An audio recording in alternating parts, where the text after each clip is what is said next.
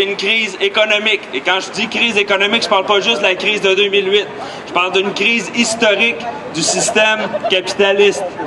Une crise qui fait en sorte que le capitalisme a de la difficulté à se reproduire sans devenir de plus en plus grossier et absurde. Juste aux États-Unis, il y a 200 millions de milliards de kilojoules par année qui sont gaspillés. Et au même moment, il y a des gens dans ce même pays qui est le pays le plus avancé, soi-disant, au niveau de la démocratie et des droits humains, eh bien, il y a des mêmes personnes qui crèvent de faim. C'est un chômage systématique que le capitalisme est obligé de gérer. Dans Hochelaga-Maisonneuve, en Gaspésie, comme dans les banlieues françaises, il n'y en a plus de job. Et je veux pas être plate, mais il n'y en aura plus jamais. À moins qu'on change qualitativement de système. C'est un système d'exploitation qui arrive à bout de souffle. Et c'est pour ça qu'on nous envoie ces espèces de journaleux stupides, arrogants, imbéciles, démagogues, ces espèces de sphincters de la marchandise, comme j'aime le dire, pour essayer de nous marteler, de nous faire croire que cette crise-là, eh bien, nous en serions responsables. Comme si nous avions décidé de quoi que ce soit. Comme si nous étions responsables de la financiarisation de l'économie. Comme si on était responsable de la crise écologique. C'est pour ça qu'on a créé des organisations de larbin comme le Tea Party, le RLQ, etc. Et c'est pour ça aussi qu'on nous envoie des armées de gros bœufs, encore une fois, pour nous matraquer. C'est la seule réponse possible aux revendications légitimes du peuple. La seule réponse possible, c'est la matraque. On vit une catastrophe écologique, économique et politique, et il n'y a pas d'issue dans le cadre de la légalité, dans le cadre de la démocratie parlementaire. Le système est à bout de souffle.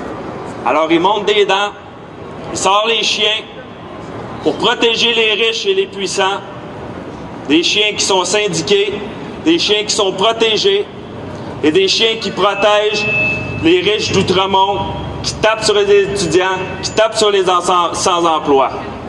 Et si on se laisse absorber dans le discours de la légalité, si on tente de plaire à André Pratt quand on descend dans la rue, si on tente de plaire à notre élite intellectuelle quand on descend dans la rue, si on se laisse absorber par la loi et par la répression, nous sommes cuits.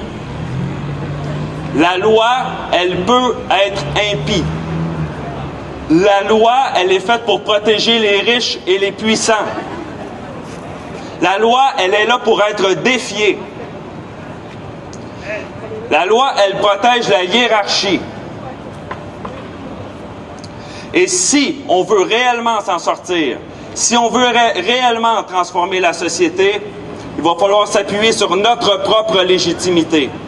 Il va falloir arrêter de faire le beau, de faire la belle, de montrer patte blanche, puis de se montrer respectable aux yeux de nos ennemis.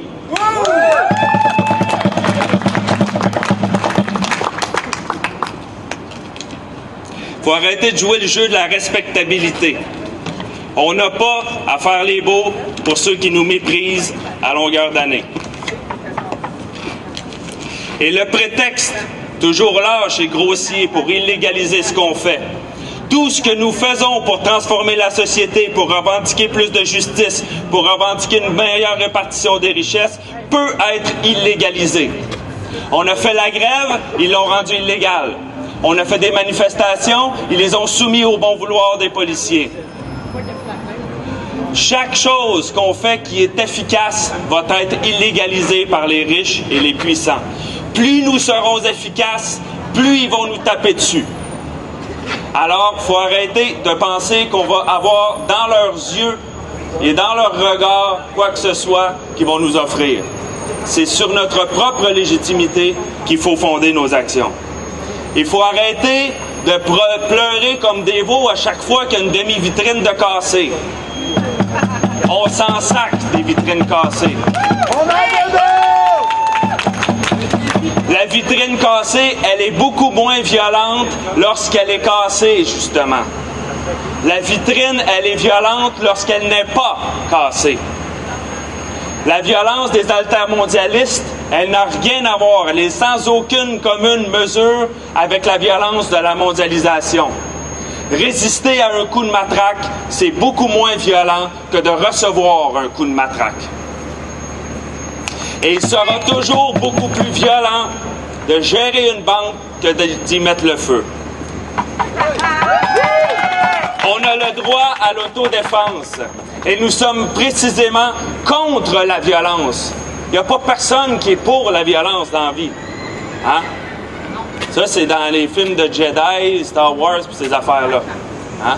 Nous sommes contre la violence. Et c'est précisément pour cette raison-là qu'on est contre la brutalité de la police. Et c'est précisément pour cette raison-là qu'on est contre l'injustice. Et qu'on est contre la marchandise qui enserre nos vies, qui mutile nos vies. Et c'est le règne de l'argent qui détruit l'environnement, qui anéantit les cultures, des cultures millénaires parfois. Quand on tente de nous voler, quand on tente de nous violer, il reste encore quelque chose comme un droit à la résistance. Pour terminer...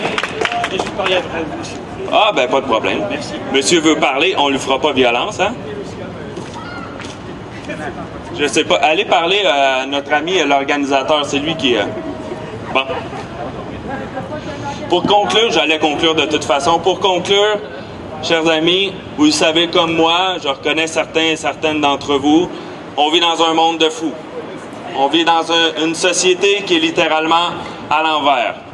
Et si, réellement, on veut se battre, parce que c'est de nos vies dont il s'agit, il ne faut pas l'oublier, c'est un combat pour la dignité, c'est un combat pour la liberté, c'est un combat honorable, beaucoup plus honorable que celui que mènent les sbires de l'État et les capitalistes qui cherchent juste à s'enrichir. On vit dans un monde à l'envers, donc, et pour le remettre à l'endroit, eh bien, il faut le renverser. Merci.